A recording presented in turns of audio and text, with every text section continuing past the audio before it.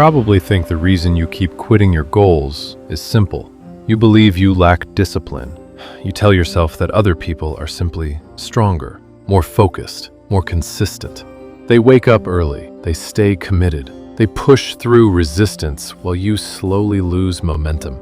At least, that's the story most people tell themselves. But what if that explanation is completely wrong? What if quitting your goals has very little to do with motivation, willpower, or even discipline? And what if the real reason was already explained more than 2,000 years ago by a philosopher who understood human behavior far better than most modern self-help advice ever will? Because Aristotle believed something very different about human excellence. He believed that people don't fail because they lack strength. They fail because they misunderstand how strength is built in the first place. And if you've ever started something with excitement, only to abandon it weeks later, his idea explains exactly why. Think about the pattern. You set a goal. Maybe it's getting in shape, building a business, learning a new skill, or finally, becoming the person you imagine yourself being. At the beginning, everything feels possible. You feel inspired. You create a plan. You imagine the future version of yourself, the one who is disciplined, focused, successful, the one who finally has control over his life.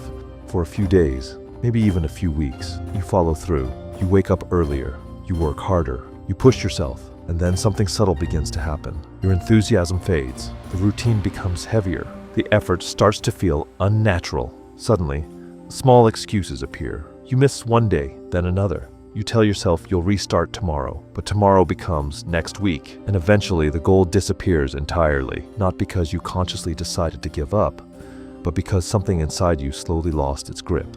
When this happens, most people reach the same conclusion. They believe they simply don't have enough discipline. So they look for ways to increase motivation, more productivity systems, more inspirational videos, more intense bursts of effort. But the pattern repeats. Start strong, lose momentum, quit, start again, quit again. Eventually, the cycle becomes exhausting. You begin to doubt yourself. You start to believe that maybe you're just not the kind of person who follows through. But Aristotle would say something different. He would say the problem is not your character. The problem is your understanding of character. Aristotle spent much of his life studying a simple question. What makes a person excellent?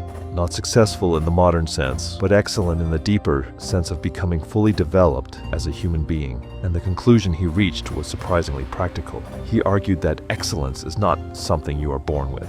It is not something you unlock through inspiration, and it is certainly not something that appears suddenly when you decide to change your life. According to Aristotle, excellence is built through something much quieter. Habit, not dramatic transformation, not bursts of motivation. Habit. He believed that every action you repeat slowly shapes the kind of person you become. In other words, you do not act a certain way because of who you are. You become who you are because of how you act. At first, this idea might sound obvious, but its implications are enormous. Because if excellence is built through habit, then discipline is not a personality trait. It is a byproduct, something that emerges gradually as behavior becomes familiar. Think about someone who exercises every morning. From the outside, they look disciplined. But Aristotle would argue that what you're actually seeing is not discipline. You're seeing a habit that has become part of their identity. They no longer wake up and negotiate with themselves. The action has already been integrated into who they are. And this is where most people unknowingly sabotage themselves. When they decide to pursue a goal, they try to transform their entire life at once. They wake up one morning and attempt to become a completely different person.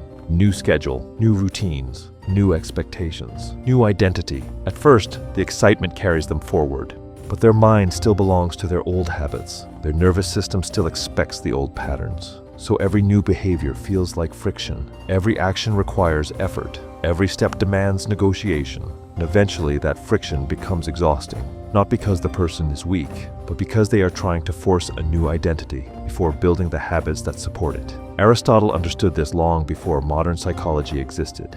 He wrote that virtues, qualities like discipline, courage, and perseverance, are formed through repeated practice. Just as musicians become skilled by playing their instruments, and athletes become strong by training their bodies, a person becomes disciplined by repeatedly choosing disciplined actions. Not once, not for a week, but over and over again until the behavior becomes natural. This is where a second idea from Aristotle becomes important, something he called the golden mean. The golden mean describes the balance between two extremes. According to Aristotle, every virtue lies somewhere in the middle. Too little effort creates weakness, but too much intensity can also destroy progress. Consider ambition. Too little ambition leads to stagnation, but extreme ambition, pushing yourself beyond your capacity, creates burnout. The same principle applies to discipline. Too little structure leads to chaos. Too much pressure leads to collapse. Many people fail, not because they lack discipline, but because they pursue their goals with an intensity that cannot be sustained. They demand perfection immediately. They attempt to change everything at once, and when they inevitably fall short, they interpret that moment as failure, so they quit. Aristotle would say that true excellence does not grow from extremes. It grows from consistency, a manageable level of effort repeated over time. Something small enough to sustain, but meaningful enough to shape your character. This is why the most successful habits often appear unimpressive at first. Reading a few pages each day, training your body regularly, even when the sessions are short, working steadily instead of chasing bursts of productivity. None of these actions feel heroic, but over months and years, they reshape who you are. And once a behavior becomes part of your identity, the struggle changes. You no longer rely on motivation. You rely on familiarity. Your mind stops asking whether you feel like doing the work. It simply recognizes the behavior as something you do. This is why Aristotle believed that character is built slowly. He compared the process to carving a statue. Each small movement of the sculptor's hand appears insignificant on its own, but thousands of small movements eventually reveal the form hidden within the stone. The same is true of your life. Every small action leaves a mark. Every repeated choice shapes the structure of your identity. When you skip your responsibilities, that pattern becomes easier. When you face difficulty and continue anyway, that pattern also becomes easier. Over time, the repeated patterns become the person, which means the question is not whether you are capable of discipline. The real question is which habits you are reinforcing every day, because whether you realize it or not, you are always practicing something. You are either practicing avoidance or practicing commitment. You are either practicing comfort or practicing growth. And each repetition strengthens the path you walk most often. This is why quitting your goals feels so frustrating. Deep down, you know you are capable of more. But the gap between who you are today and who you want to become feels overwhelming. Aristotle's insight offers a different way to approach that gap. Instead of trying to become a different person overnight, focus on shaping the smallest actions that move you in the right direction. Not dramatic change, deliberate repetition. Because identity follows behavior, and behavior becomes easier the more familiar it becomes. You don't wake up one day as a disciplined person. You slowly practice discipline until the label becomes true. If you have struggled with quitting goals in the past, that does not mean you are incapable of growth. It simply means your habits have not yet aligned with the person you want to become. And habits can always be reshaped, quietly, gradually, one action at a time. Aristotle believed that the purpose of philosophy was not abstract thinking. It was learning how to live well.